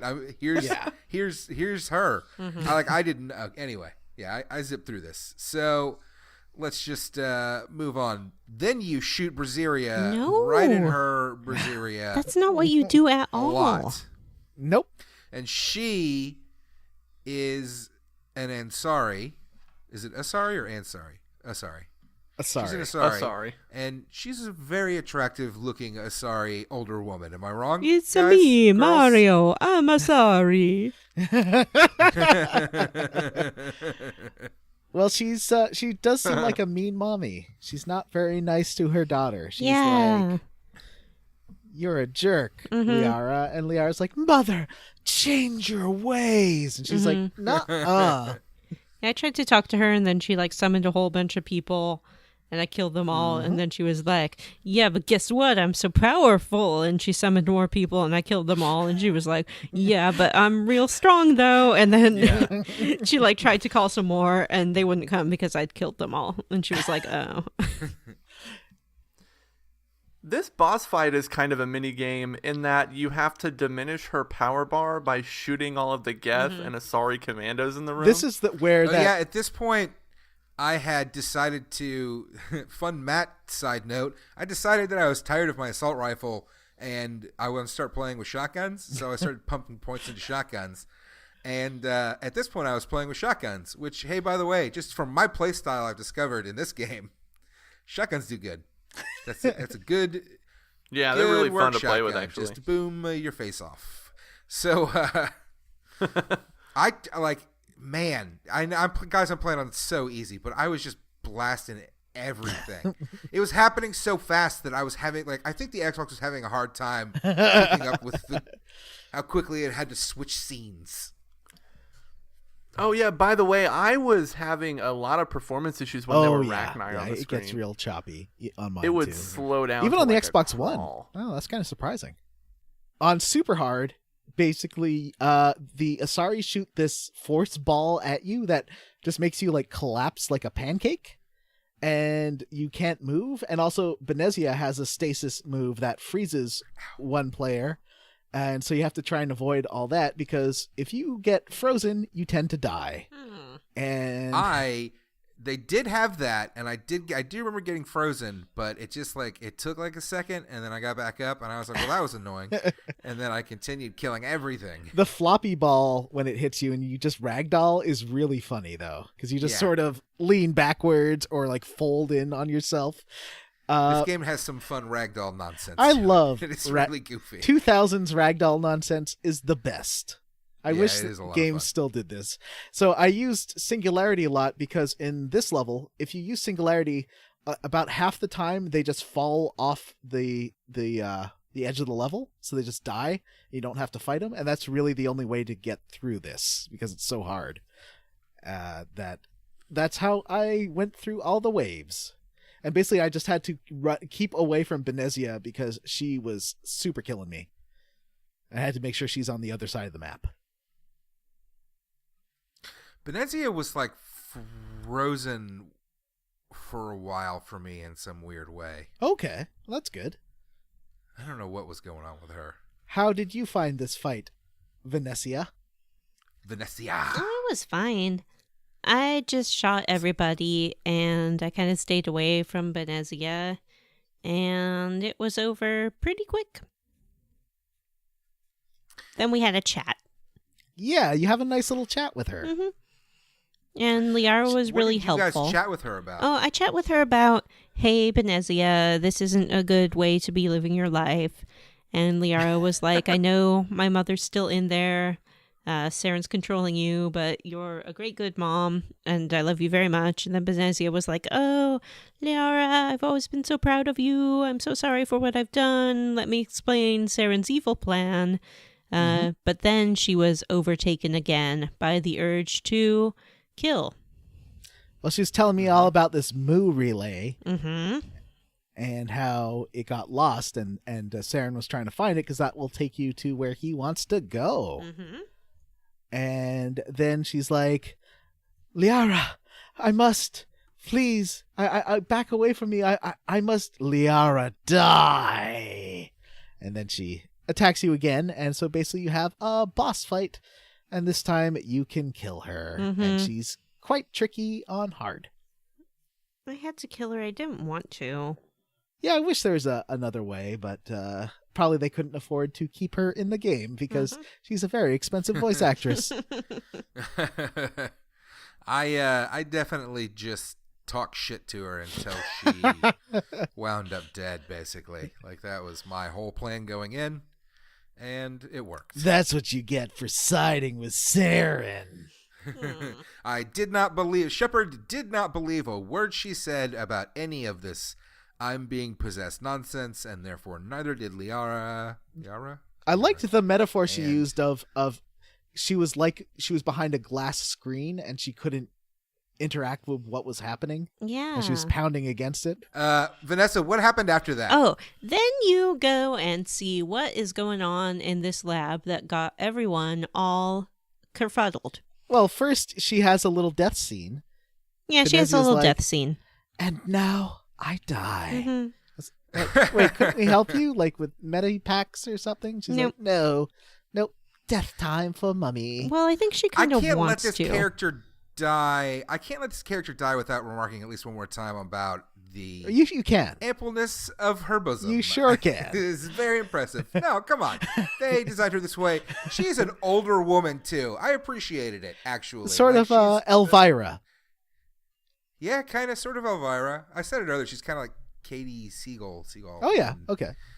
Everything now. And she called Liara Little Feather as she died, and that was very sweet.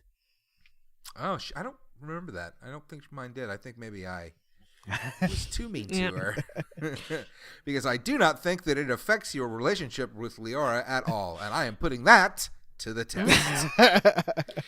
So, Vanessa, after you intentionally kill a woman's mother that you're courting in front of her, what happens? Then you go and check out what they have in this big glass case in the middle of the room. Ooh. And what they have is arachni. Bugs. Yeah, arachni is a very, very big bug. This is the queen arachni. And this is where I learned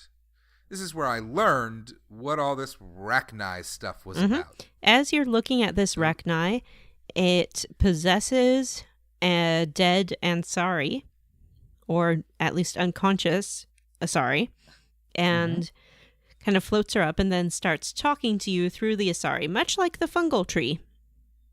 And it explains that these scientists found an egg on a spaceship and hatched the egg, and this queen is what came out of it. And then she had a whole bunch of little babies, but the scientists hurt them or manipulated them or separated them too soon from their mother, so they're just all kind of brainless soldiers, which is what the scientist had in mind.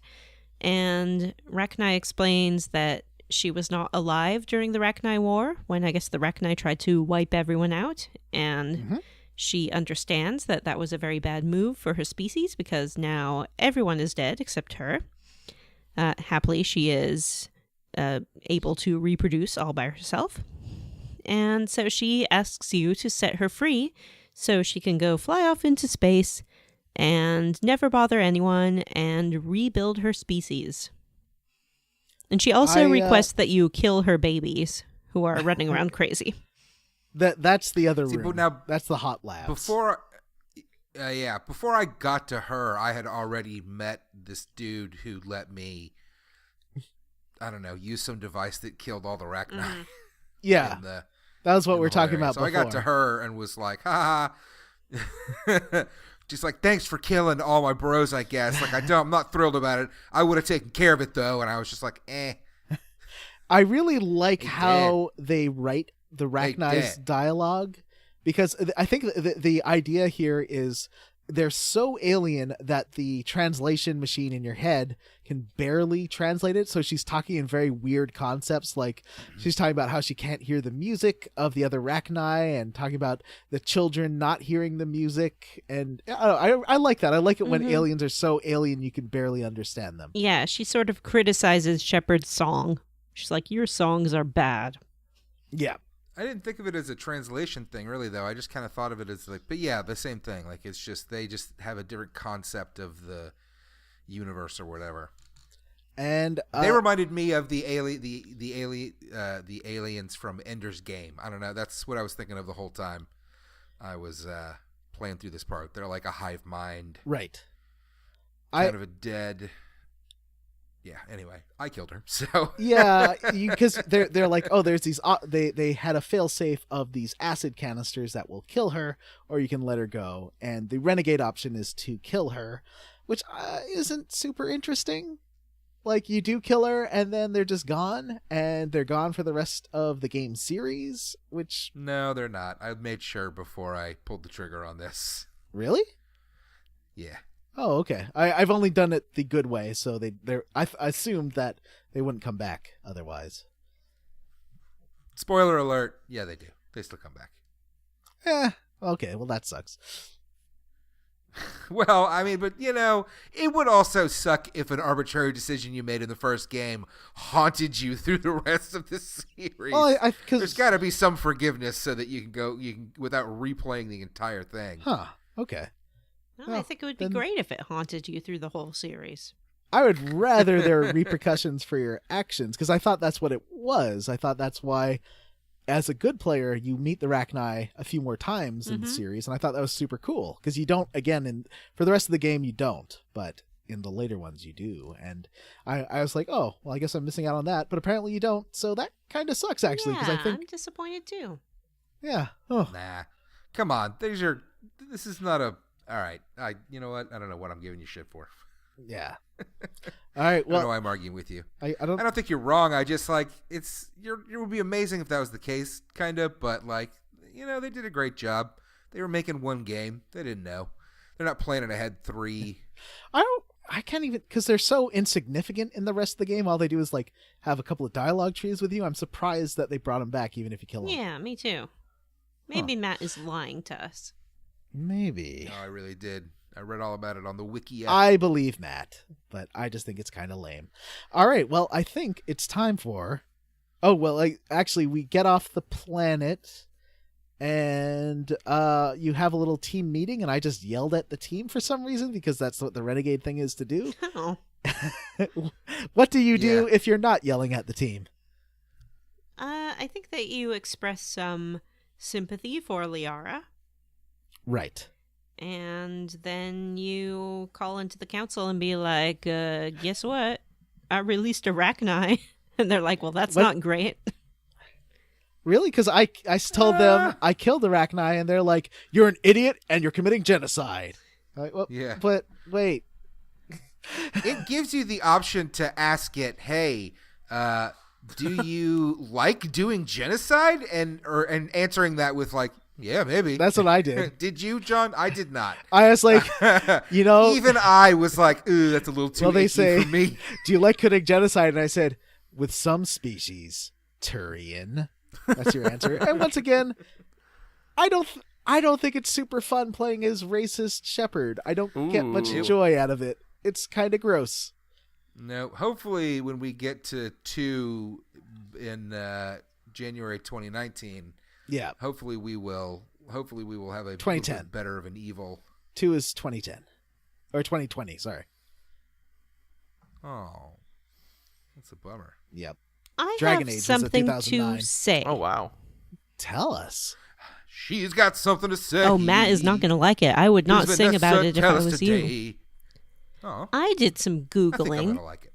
And it says here that if you don't spare the Rachni Queen, the Rachni are effectively extinct in Mass Effect 2, whereas if you do spare her, you have some interaction with her.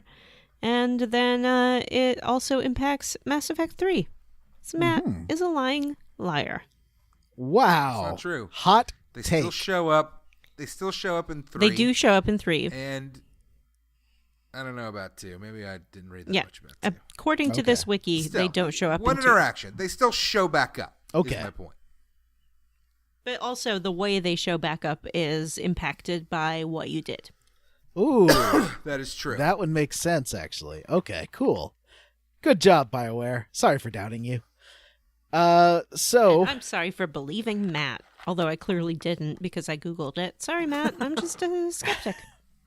It's I was time not wrong. I was just a little off. for John's bullshit minigame corner. Oh, I'm excited. Are you excited? I did that I'm so stacking excited. thing. This is my The favorite Towers minigame. of Hanoi yet again Yes. because you liked it so much in Knights of the Old Republic Who that doesn't you want love to do it baby again. games literally made for babies? Every BioWare game has to have some implementation BioWare, of come on. Towers of Hanoi. And that's the game where you have to move sections between little pylons in order to stack them properly on a different one. And it's just... you can challenge yourself by trying to do it in the least amount of moves possible, but there's no challenge like that in this game, so you just do it, and it's a mini game. Did you all love your sure was. Towers of Hanoi? You can also just choose to spend 100 Omnigel and just goop that goop all over the VI interface. Just spread it all over. Every little nook and cranny. Just imagine that you're just like shooting it all over the VI's face. And then just smearing it on. Just lathering it up with your... Otherwise, painting that interface. There's just more. You have to Gross. crack this code to get into this safe. More Simon. Did you try Vanessa's tip about saying it out loud before pressing the button, Matthew? Yes, it has served me well. Thank you, Vanessa. Good. I don't know how it works, but it works. Vanessa, It does. I think it's time for a cosmic rate a hunk. That's right. It's time for Rate a Hunk. Space is full of hunks floating around like chunks of ice in a meteor. And this week's hunk is Charles Presley. The XO? Mr. Spock. Commander Riker. Hey, I didn't know that guy was on the ship. I hear his name all the time, and I'm always like, who? He's standing next. XO Presley is in command. He stands Who? next to the. XO Presley is relieved. Hey, wait, Vanessa! Remember last time you're like, I hope I choose another person that Matthew has no idea who it is. Yeah, apparently he knows who Charles Presley Well, is. you know what's funny though is I didn't know you could meet this guy. Like I thought this was just like a thing. Nope. Oh, no. I assumed this was like a developer's name or something. You can He meet him. stands next to the map. So, Is like Mr. Spock or Commander Riker or Kira, you always have to have a good second in command when you're in charge of a starship. And A number Shepard's number 2 is Charles Presley. Charles Presley is an older man. He has a very sporty, not quite a goatee, but kind of a full chin beard and then a break between his beard and his mustache. So it stands out in a very dignified way. He is bald on the top of his head. And he is a longtime Alliance soldier. He joined the Alliance right after finishing school. He will reminisce with Shepard. He went to finishing school? He went to finishing school. He'll reminisce with Shepard about the one war. becomes and the ballroom dances and the proper etiquette at the table. he had to carry And books on his head? balancing books on one's head. He knows every fork to use. And he Excellent at serving tea. his one sort of lapse in etiquette is that he is not really comfortable with other species. He will question Shepard about having aliens on the ship, especially Turians. He thinks it's not great, very bad idea, and will sort of nag Shepard about that. But he is loyal to Shepard, and no matter what you do, XO Presley will be there, standing right behind you, like a good number 2 should. Why does every species in this game hate every other species? I don't know. Everyone's space racist. So. Why does every Everyone is. nation in this world hate every other nation, Jim? So I would call Presley a space Republican, which makes sense because Dwight Schultz, the voice actor, is a conservative talk radio host. That's now. right. You might Dwight Schrute of Really? The Office is a conservative talk radio show host now and in this game? You might recognize What is him happening? as Owaka in the game Final Fantasy X or Reginald Barkley. Final Fantasy X. Do you guys remember that part in Final Fantasy X when Titus and Waka were together in a scene, and they're like playing what's that game that they played with their balls? You know, Blitzball. They're playing with their balls, and Waka came in, and his ball was wrapped, and he's like, and he looks over at Titus, and he's like, and Titus just kind of looks away from Waka, kind of like an invisible camera. He like raises an eyebrow. Not Waka. Waka. Yeah, Waka Waka. No, Waka. Owaka, the guy who wears like the barrel pants and the little cut-off shirt and sells Owaka you is like the point is the gentleman the tramp. ball is not actually in there. It's just wrapping paper. He's got a There's nothing on fez the and the inside. little vest. And then again, Titus gets another chance to just look at the camera and kind of raise one eyebrow. And Barkley, remember Anyway. Barkley turned into a super genius? Yes, I don't want to Next gloss over the Generation? fact that this guy played Barkley, the creepiest man in space. Really Charles creepier. Barkley? Did he make a holodeck version of the girl he had a crush on? Oh wait, he totally did. Yes, he Okay, did. Yeah, he's creepier than He's creepier than Jordy. Yeah, I think he had Charles a Barkley holodeck made a version of holodeck like all of the girlfriend women. the person that he had a crush on. Yeah, he had a holodeck version of all of the women on the ship, and he would go have sex with And they them were on the holodeck. super Boy. slutty. This is getting weird now. So, although I can respect Exo Presley's loyalty to Shepard, his pedigree, so to speak, along with his blatant space racism, knocks him down to a 2 out of 5. Ooh. Still tied with What was his name? Hacker? No. Oh, is he? Well, in that case, I'll give him Ambassador a Hackett. 1 out of Oh. 5. Sub Hackett. Hackett's not an ambassador, he's an admiral. So for those keeping score, Vanessa's Bob ranking is 5 out of 5 for Caden, 2 out of 5 for Hackett, and 1 out of 5 for Presley.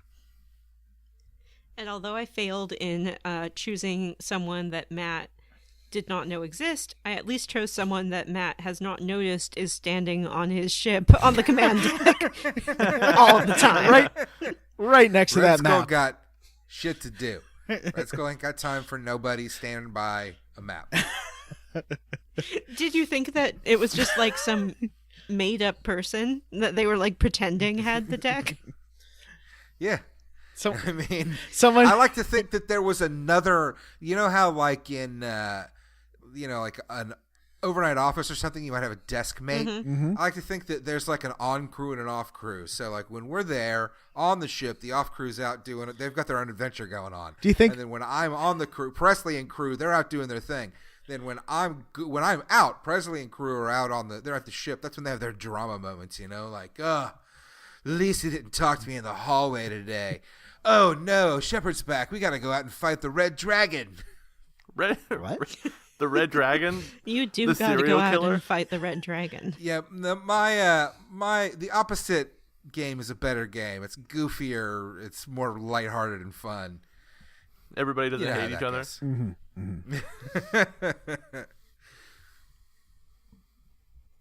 Ghost of Elvis. So,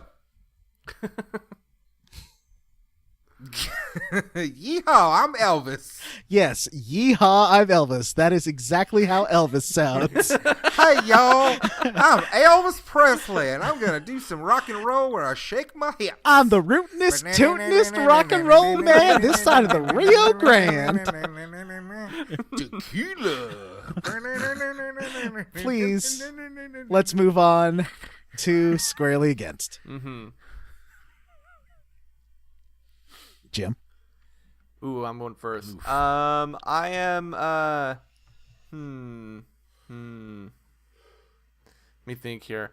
You know what? I'm gonna go squarely against that Towers of Hanoi puzzle because it is dumb and frustrating. When I saw it, I was like, God, Jesus Christ, no.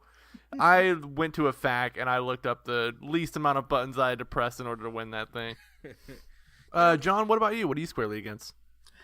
I am squarely against the rapidity of which the lady crew members throw themselves at you. And I remember when this game came out, there were guys saying, it's so hard to romance the girls. Why is it so hard to romance the girls? Why can't I get a girlfriend?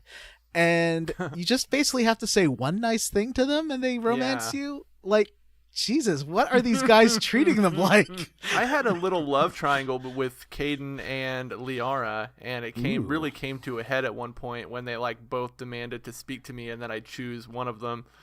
Ooh. Oh. Who did you choose? What? Yeah. That's awesome. I chose Liara. Of course. But it was kind of funny because I would always tell Caden how special he was, and then I would go and tell Liara how special she was, and then eventually it was after a mission, and Caden's like, "We need to talk to you. We both feel really confused." You just touched his face. You're my special little boy. And then I told Liara that I was choosing her, and Caden's like, "I need to go do some mission reports," and he like ran away. Oh, poor Caden. This is worse than when Matt left him to die on that planet. Yeah. Stupid Caden with his stupid friends.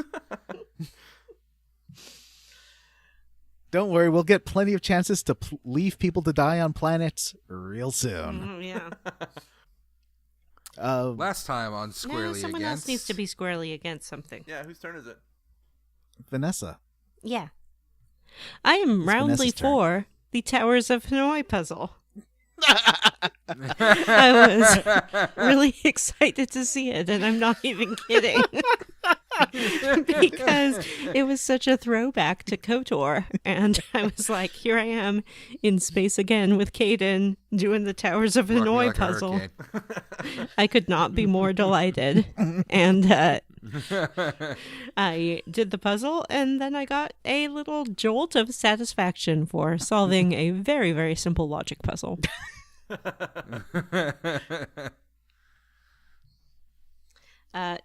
Matt, what are you squarely against? Oh,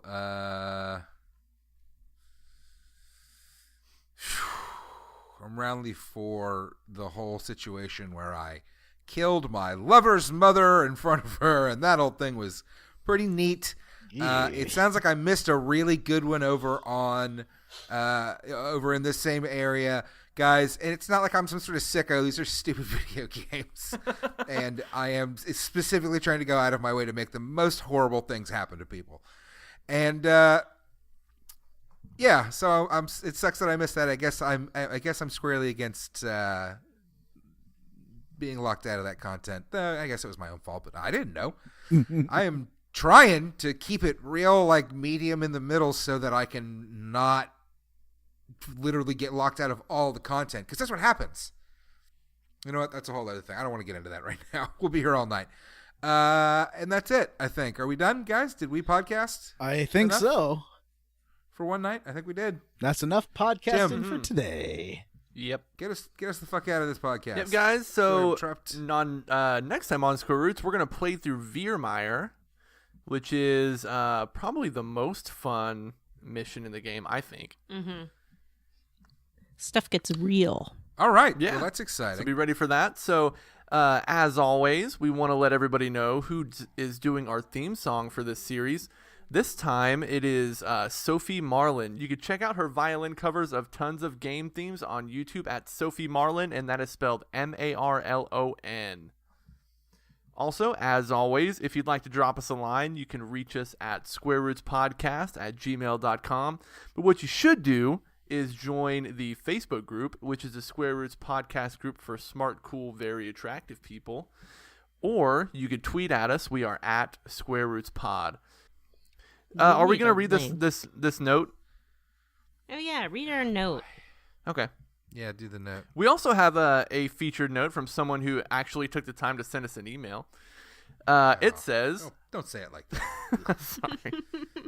We also have a letter. Let's read our letter. Yay! I'm so excited. This letter reads, Hi, Scooters. I'd like to start by saying that you guys are my new favorite gaming podcast. Aw.